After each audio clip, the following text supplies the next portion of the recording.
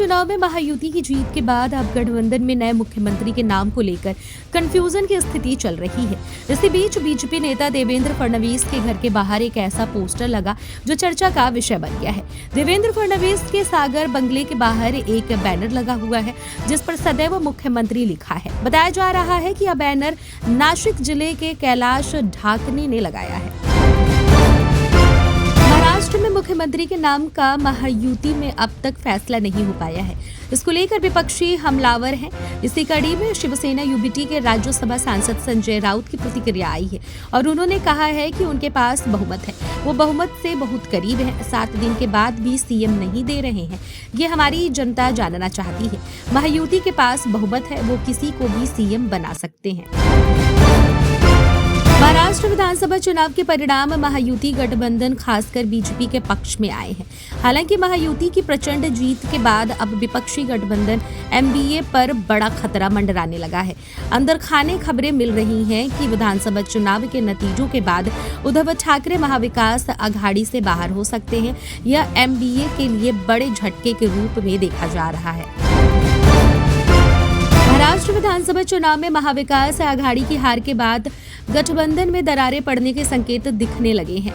उद्धव ठाकरे गुट की शिवसेना यूबीटी के नेता अंबादास दानवे ने बड़ा बयान दिया है और उन्होंने दावा करते हुए कहा है कि कार्यकर्ताओं के एक वर्ग का मानना है कि पार्टी को भविष्य में अकेले चुनाव लड़ना चाहिए। महाराष्ट्र में महायुति के पक्ष में चुनाव के नतीजे आने के बाद सरकार बनाने को लेकर प्रक्रिया धीरे धीरे आगे बढ़ रही है। इसी बीच प्रदेश के पूर्व डिप्टी सीएम देवेंद्र फडणवीस ने एकनाथ शिंदे के सीएम पद को लेकर ऐलान पर प्रतिक्रिया दी है और उन्होंने कहा कि शिंदे ने लोगों की शंका को दूर कर दिया है। महाराष्ट्र विधानसभा चुनाव 2024 में महाविकास अघाड़ी के नतीजे उम्मीद के मुताबिक देखने को नहीं मिले।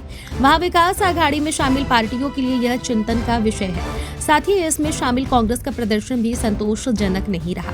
चुनाव नतीजों में देखा गया है कि मुस्लिम बहुल इलाकों में भी बीजेपी ने जीत दर्ज की है। महाराष्ट्र के नए मुख्यमंत्री के नाम पर सभी की निगाहें टिकी हुई हैं। शिवसेना प्रमुख एकनाथ शिंदे ने मुख्यमंत्री की रेस से खुद को बाहर कर लिया है और बीजेपी के सीएम को स्वीकार करने की हामी भी भर दी है।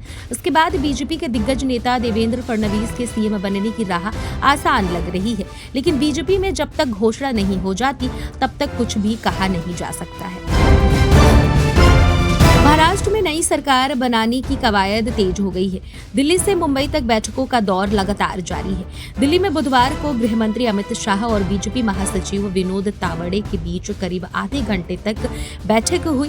बैठक में महाराष्ट्र के राजनीतिक और सामाजिक समीकरणों पर चर्चा की गई। विनोद तावड़े पटना दौरे से रात में लौटे और गृह मंत्री अमित शाह के आवास पर जाकर मुलाकात की। मुंबई में साइबर ठगों ने ऐसी घटना को अंजाम दिया जिसने सबको हैरान कर दिया है।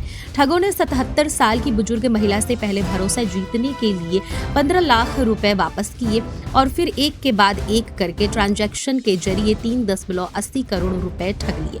महिला को झांसा देने के लिए ठगों ने खुद को कानून प्रवर्तन अधिकारी बताया और कहा कि उनका आधार कार्ड मनी लॉन्ड्रिंग केस से जुड़ा है।